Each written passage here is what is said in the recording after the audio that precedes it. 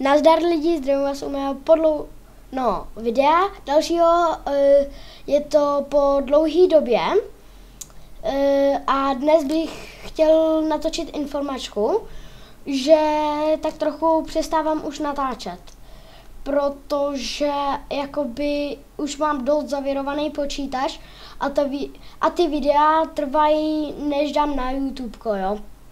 Takže asi přestávám natáčet a natočím jenom 6 videí posledních, jo. Bez tohohle je to 5. A budou to jenom informačky.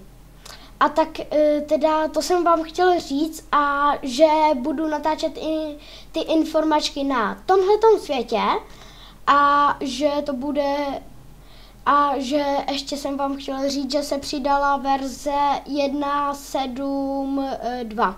1.7.2, no.